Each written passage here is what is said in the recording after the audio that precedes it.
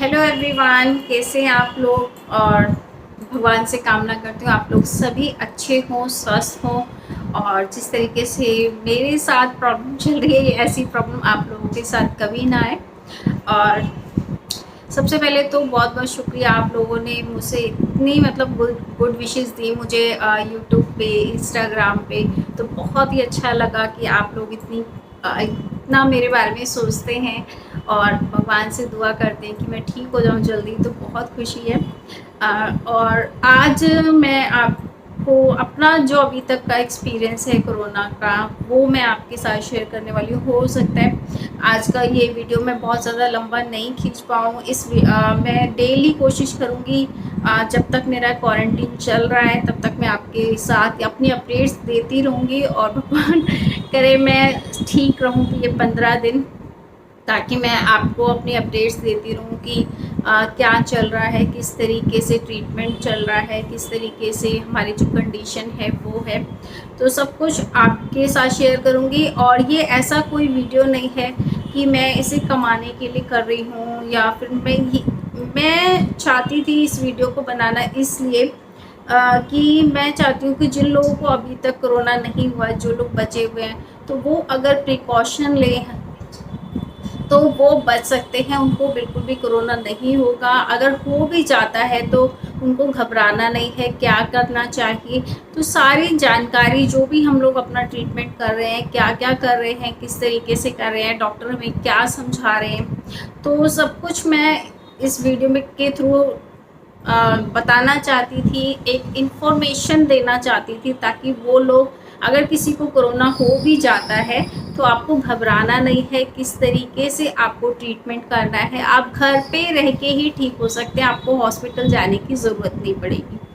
तो चलते हैं, पहले तो मैं बताती हूँ कि हमारे घर में ये कोरोना आया कैसे, कैसे मुझे हुआ, और हमारे घर में कितने लोग कोरोना पॉजिटिव।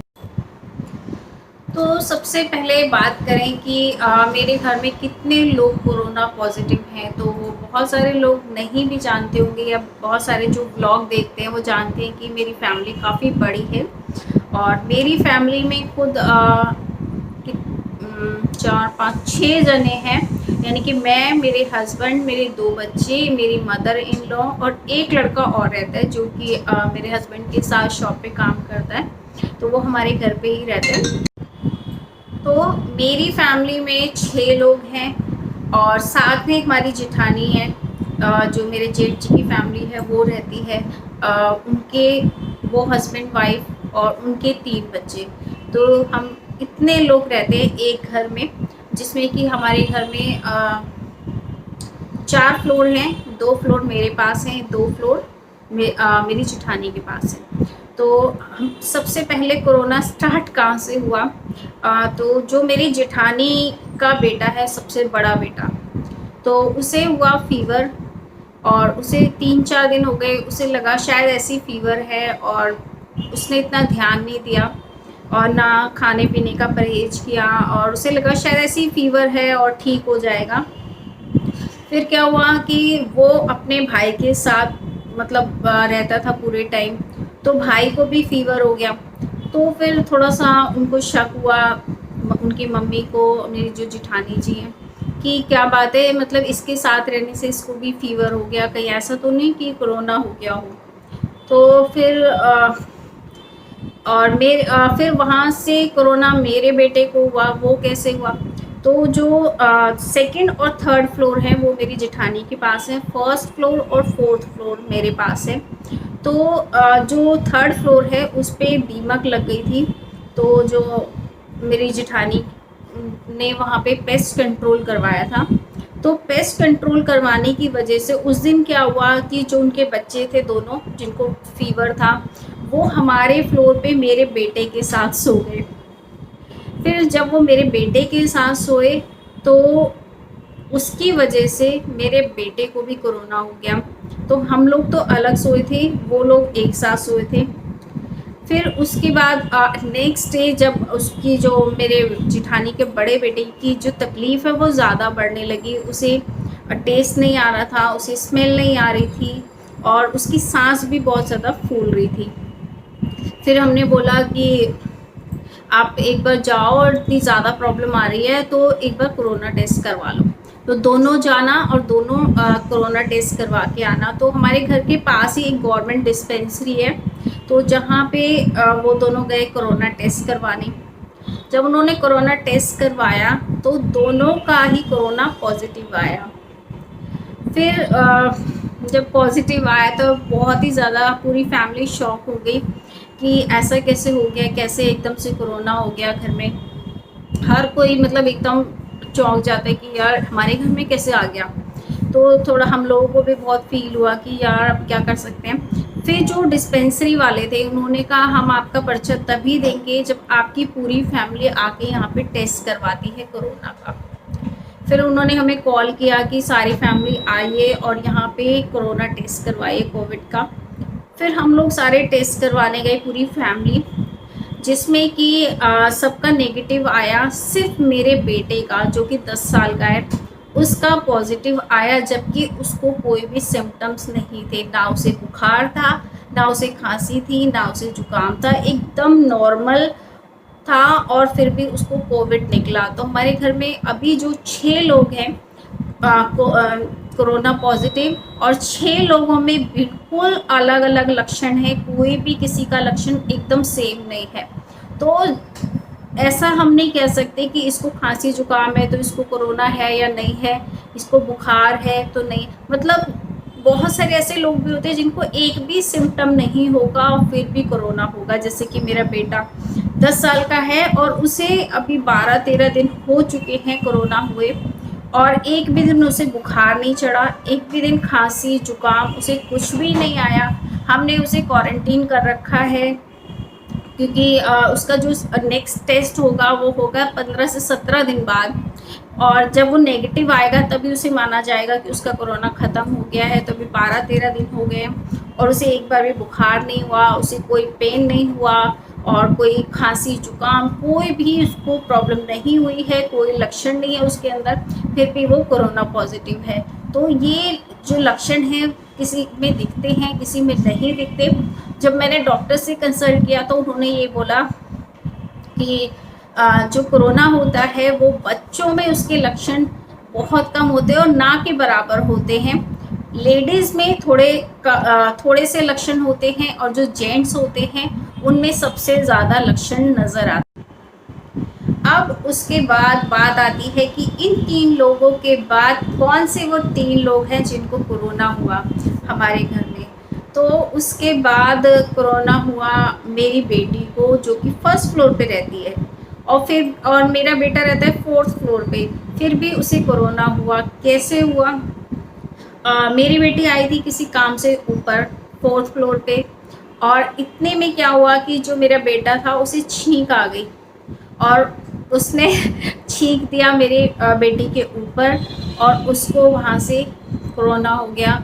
नेक्स्ट डे उसको फीवर आया, 3-4 दिन उसको फीवर रहा, और उसके बाद उसको फ़ीवर तो ठीक हो गया। जब हमने ट्रीटमेंट डॉक्टर से करवाया तो फ़ीवर तो ठीक हो गया। हमें नहीं बिल्कुल भी विश्वास हो रहा था कि नहीं इसको नहीं हो सकता, ये तो फर्स्ट फ्लोर पे रहती है, इसको कैसे हो गया। पर वो बार बार कह रही थी कि नहीं मम्मी मुझे लग रहा है कि हो गया है। और उसके बाद 3-4 दिन बाद फ़ीवर ठीक होने के बाद उसको स्मेल आनी बंद हो गई। जब वो परफ्यूम लगा रही थी, परफ्यूम जब उसने लगाया तो उसको बिल्कुल भी स्मेल नहीं आ रही थी। तब से वो बोलने लगी मम्मी मुझे कोरोना हो गया है, मुझे स्मेल नहीं आ रही है, इतनी तेज़ परफ्यूम की स्मेल आती है, बिल्कुल भी नहीं आ रही है। तो फिर हमें भी थोड़ा डाउट हुआ कि एक बार चेकअप करवा लेना चाहिए। फिर जिस दिन हमने डॉक्टर ने भी बोला कि हाँ इसको 4-5 दिन हो गए हैं फ़ीवर हुए और इसको स्मेल भी नहीं आ रही, कल आप इसका टेस्ट करवा लेना। फिर जिस दिन हमें टेस्ट करवाना था एक दिन पहले, यानी कि अगर मैं बात करूँ तो परसों हमने अपना टेस्ट करवाया था और पॉजिटिव आया था। तो जब मेरी बेटी का टेस्ट करवाना था यानी कि परसों, उससे एक दिन पहले मुझे फ़ीवर हो गया मॉर्निंग में और काफ़ी तेज़ पूरा बॉडी पेन हो रहा था मुझे। फिर मैंने बुखार की दवाई ली, मुझे लगा ऐसे ही वायरल हो गया होगा, एसी चला के सोए हैं रात को तो हो सकता है ठंड लग गई हो और इसलिए वायरल हो गया होगा।